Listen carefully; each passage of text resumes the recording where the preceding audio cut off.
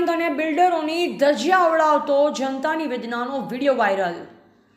વડોદરા શહેર વાઘોડિયા વિસ્તારમાં આવેલ ઘણી બધી સોસાયટીઓમાં છેલ્લા 8 થી 10 કલાકમાં પાણી ભરાયેલ વિસ્તારોમાં આ એક વિસ્તાર છે સોમા તળાવ નજીક। આ સોસાયટી આવેલ છે જેમાં ઘરોની અંદર 2 ફૂટ સુધીનું પાણી હાલમાં પણ ભરેલું છે। જનતાની વેદના વિડીયોમાં જોવા મળી। લાખો રૂપિયા ખર્ચી પોતાના સપનાનું ઘર લેતા હોય છે અને સુખ સુવિધાઓથી વંચિત અને આપાતકાલ પરિસ્થિતિમાં પોતાની વેદનાને જાહેર કરતો આ વિડીયો તમે જોઈ શકો છો કે આ વિડીયોમાં કોર્પોરેશન તથા ટાઉન પ્લાનિંગ અને બિલ્ડરો સામે ઘણા મોટા પ્રશ્નોનો ઉજાગર થઈ શકે છે। બિલ્ડરો જ્યારે સોસાયટી અને કોમ્પ્લેક્સો બાંધી દે છે ત્યારે કેટલીક ગટર લાઇન હોય છે। ગટર લાઇનમાં પાણીનો નિકાલ ક્યાંથી કરવાનો હોય છે તેનું સંપૂર્ણપણે ધ્યાન બિલ્ડરો અને કોર્પોરેશન ટાઉન પ્લાનિંગના અધિકારીઓને રાખવાનું હોય છે। પણ તમે જોઈ શકો છો કે આ વિડીયોમાં જનતા લાખો રૂપિયા ખર્ચી પોતાના સપનાના ઘરમાં રહેતા હોય છે। તડકો છાયો ને વરસાદથી બચવા માટે પોતાની સુખ સુવિધાની ચિંતા કરી સારી સોસાયટીમાં ઘર લેતા હોય છે, પણ સરવાળે તેમને સ્લમ વિસ્તાર જેવી પરિસ્થિતિ જ અનુભવાય છે। જેના પાછળના મુખ્ય કારણ શું છે તે તંત્ર અને બિલ્ડરો જાણે છે।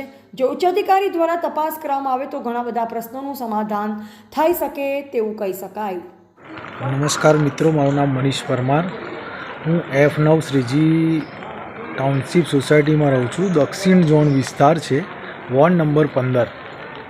અને આપ જોઈ શકો છો હમણે હાલમાં જે 6 ઇંચ વરસાદ વડોદરામાં વરસ્યો છે એના લીધે સોસાયટીની જે પરિસ્થિતિ છે દક્ષિણ ઝોન વોર્ડ નંબર 15માં હરેક ઘર નીચાણવાળા વિસ્તારની પરિસ્થિતિ એવી છે કે ઘરમાં 1-1 થી 1.5 ફૂટ પાણી છે, જે આપ હમણાં લાઈવ દ્રશ્યો નિહાળી શકો છો।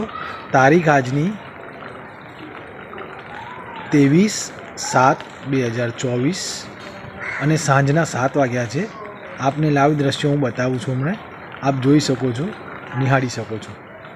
તો વિચારો કે આખી રાતની ગંભીર પરિસ્થિતિ શું હશે, આવનાર સમયની ગંભીર પરિસ્થિતિ શું હશે, જેની કોર્પોરેશન કે વોર્ડના સત્તાધીશો કોઈ જાતની પરિસ્થિતિને નિહાળવા આવ્યા નથી।